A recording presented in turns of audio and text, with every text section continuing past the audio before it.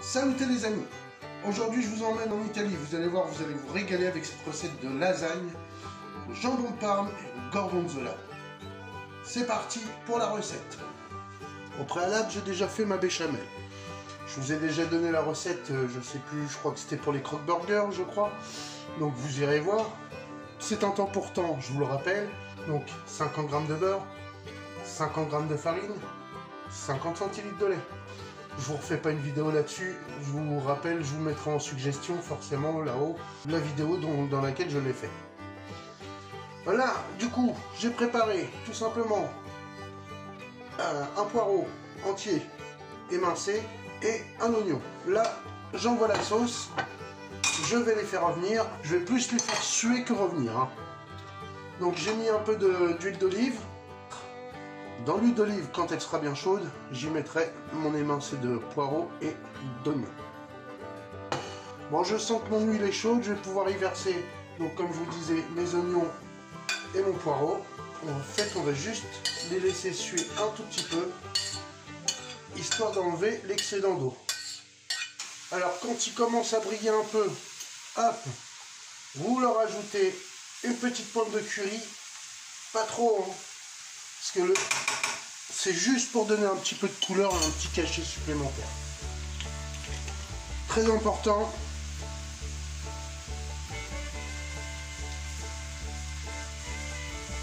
Voilà. Du poivre vert.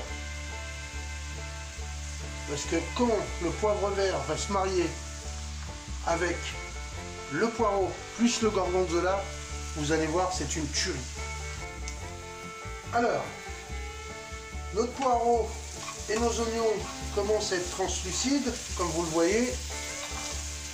Et bien on va stopper la cuisson et on va s'occuper de notre béchamel. Voilà, on réserve de côté.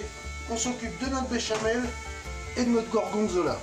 Vous voyez comment il est beau, il est magnifique. Voilà.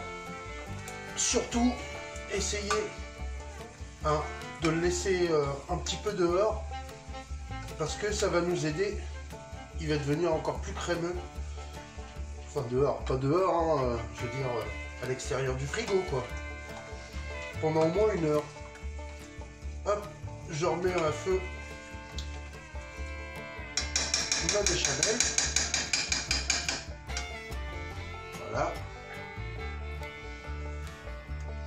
Et je vais y ajouter tranquillement, tout doucement, mon gorgonzola et le laisser fondre. Là, on n'hésite pas. Hein. Alors, prenez un gorgonzola OP, hein. Vous ne serez pas déçus. Donc, de temps en temps, vous en rajoutez.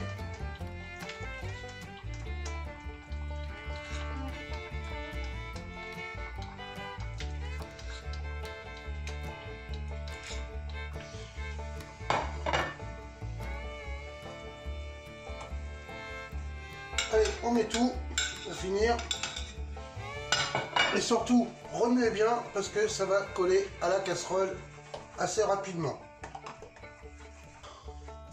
Alors, là, on va rajouter aussi à notre préparation, même si on a déjà poivré notre béchamel, c'est pas grave. Hop, on y ajoute un peu de poivre vert moulu. Voilà. Alors notre fromage a bien fondu. Voilà, il reste plus de morceaux, quasiment peu, ou des petits qui vont fondre de toute façon, ils vont finir par fondre.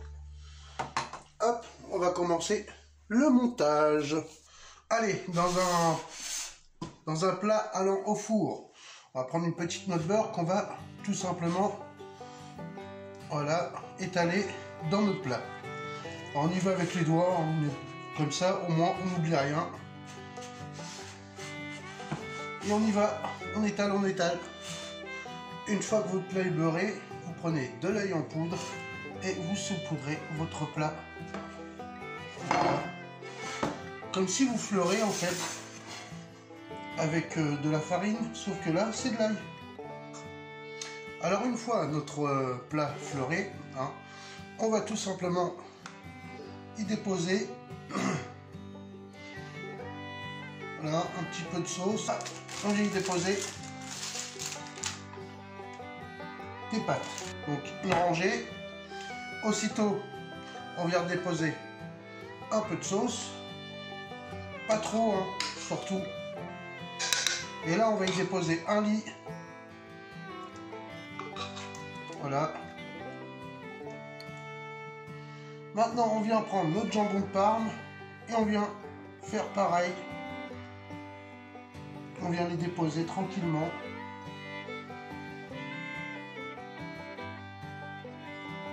Hop, on refait un petit lit de béchamel.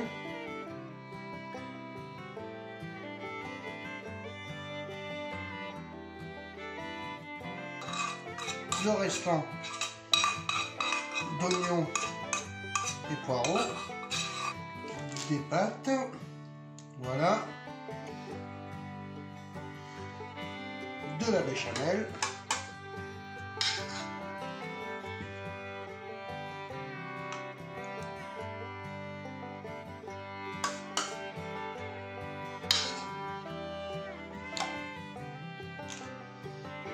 du jambon,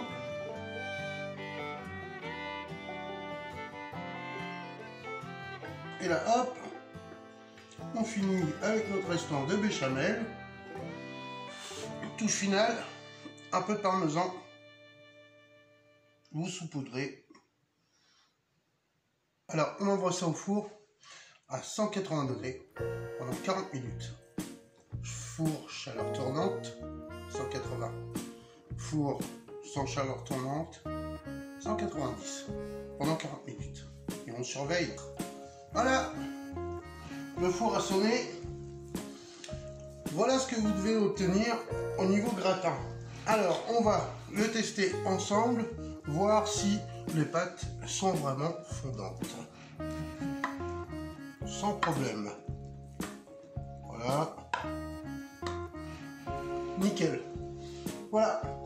Que là, pour le coup, avec la viande qui est vachement fine, on n'aura pas forcément des lasagnes très hautes.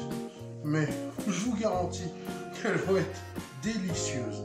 Et c'est tout ce qui compte. Il est temps pour moi de vous laisser apprécier ce fabuleux plat. Bien sûr, pour ceux qui ne mangent pas de porc, il est tout à fait probable de faire cette recette avec une autre viande, c'est-à-dire du bœuf, par exemple, de la viande de grison, c'est du bœuf séché. Donc, il y a le côté fumé quand même qui va ressembler à ce plat-là. Allez, bijoux!